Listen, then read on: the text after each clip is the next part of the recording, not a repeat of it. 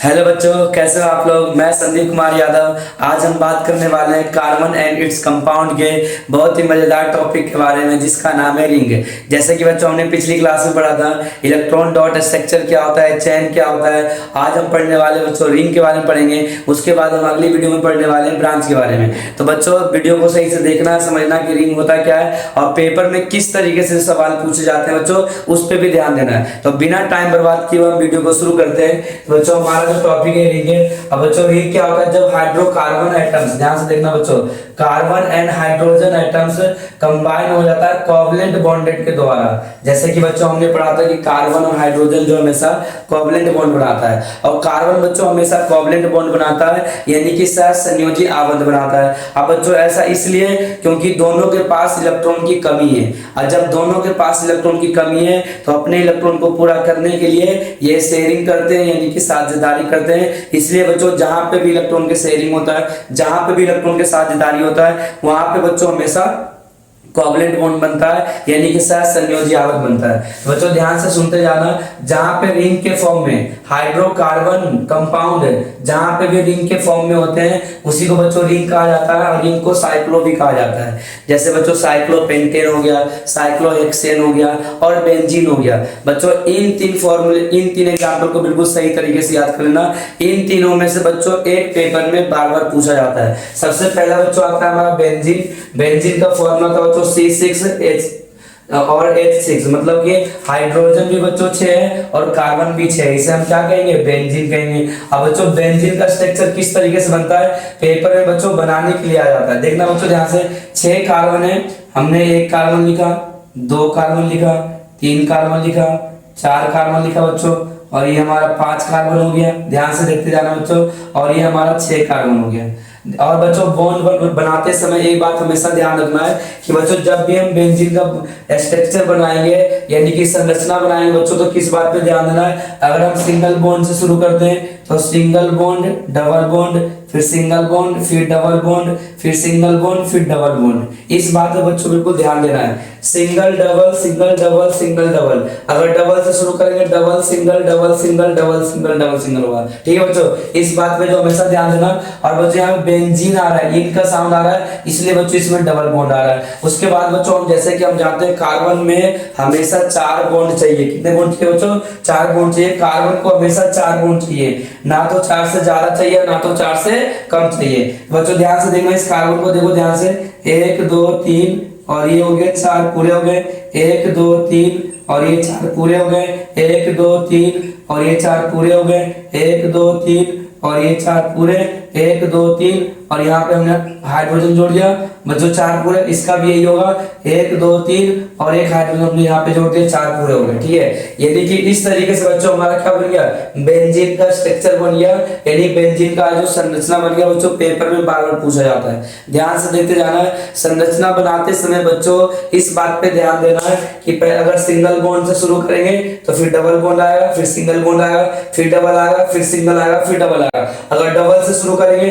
तो single double, single double, single double आएगा। तो इस बात पे बच्चों बिल्कुल ध्यान से नजर रखना है ताकि ये पेपर में कोई प्रॉब्लम ना हो। ये बच्चों हमारा क्या हो गया, बेंजीन का हो गया। उसके बाद बच्चों 3 एग्जांपल ध्यान रखना, 3 एग्जांपल जो बार बार जो एग्जाम में पूछे जाते हैं। 3 से ज्यादा एग्जांपल बच्चों नहीं पूछा जाएगा। एक तो हमारा बेंजीन का हो गया जो पेपर में कई बार आ चुका है, इसको बच्चों बिल्कुल सही से दिल दिमाग में रख लेना। उसके बाद बच्चों हमारा दूसरा आता है, ध्यान से देखते जाना और बच्चों समझते जाना है। ध्यान से देखना भी है और समझना भी है बच्चों। दूसरा एग्जांपल है हमारा साइक्लोपेंटेन। क्या है बच्चों हमारा, साइक्लोपेंटेन। ध्यान से देखना बच्चों, और हिंदी में भी साइक्लोपेंटेन ही कहते हैं। ठीक है, तो बच्चों कंफ्यूज मत होना कि हिंदी में क्या कहेंगे, हिंदी में भी साइक्लोपेंटेन ही कहेंगे। तो बच्चों हिंदी में भी ध्यान देना है और इंग्लिश में भी ध्यान देना, दोनों पे ध्यान देना। ठीक है बच्चों, साइक्लोपेंटेन बच्चों इसका फॉर्मूला होता है C5H10। क्या होगा बच्चों, C5H10। अब क्या करेंगे, कितने कार्बन बच्चों, 5 कार्बन है, हम 5 कार्बन लिख देते हैं। 1 कार्बन, 2 कार्बन, 3 कार्बन, 4 कार्बन और हमने 5 कार्बन लिख दिया। अब बच्चों यहाँ पे पेंटेन, एन का साउंड आ रहा है तो बच्चों हमेशा क्या आएगा, सिंगल बॉन्ड आएगा। देख लो ध्यान से, कार्बन के बीच में सिंगल बॉन्ड आ गया, इनके बीच में भी सिंगल बॉन्ड आ गया, इनके बीच में भी सिंगल बॉन्ड आ गया, इनके बीच में भी सिंगल बॉन्ड आ गया, और इनके बीच में भी सिंगल बॉन्ड आ गया। अब बच्चों कार्बन को हमेशा कितने बॉन्ड चाहिए? 4 बॉन्ड चाहिए, ना तो 4 से कम बॉन्ड चाहिए, ना तो 4 से ज्यादा, हमेशा बच्चों 4 ही चाहिए। तो 1 2 3 और ये क्या हो गया बच्चों? 4, 1 2 3 और ये क्या हो गया? 4, 1 2 3 और ये क्या हो गया बच्चों? 4, 1 2 3 और यहाँ पूरे हो गए हमारे 4, 1 2 और ये 3 और ये हमारे पूरे हो गए बच्चों 4। 4 से ना तो ज्यादा चाहिए ना तो कम चाहिए, इसको किधर से बच्चों? 4 ही बॉन्ड चाहिए। तो इस तरीके से बच्चों हमारा बन गया साइक्लोपेंटेन का फॉर्मूला, मतलब स्ट्रक्चर बन गया, यानी कि संरचना बन गया। ठीक है बच्चों। उसके बाद बच्चों इसी तरीके से साइक्लोहेक्सेन का भी बनेगा बच्चों। इसका फॉर्मूला मैं यहाँ पे लिख देता हूँ और बच्चों घर पे प्रैक्टिस करना है कि किस तरीके से बनेगा। ठीक है, C6H12 साइक्लो बच्चों हेक्सेन का भी ऐसे बनेगा, बस एक कार्बन जो होगा नीचे जुड़ जाएगा, फिर सिंगल बॉन्ड करके क्या करेंगे? उसमें हाइड्रोजन को दो हाइड्रोजन को जोड़ देंगे, इससे हमारा क्या बन जाएगा? साइक्लोहेक्सेन का भी बन जाएगा। ठीक है बच्चों।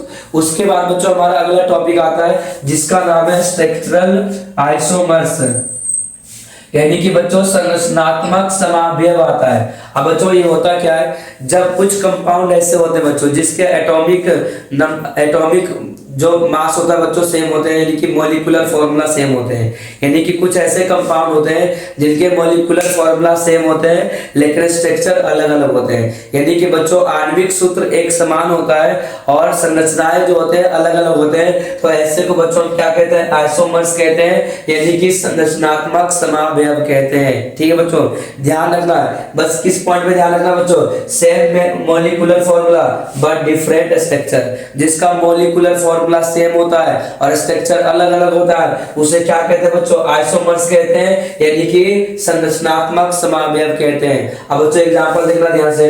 पेंटेन के बच्चों 3 आइसोमर्स होते हैं। पेंटेन के कितने आइसोमर्स है बच्चों? 3 है। ध्यान रखना पेपर में जो पूछ लिया जाता है कि पेंटेन के कितने आइसोमर के 3 आइसोमर होते हैं।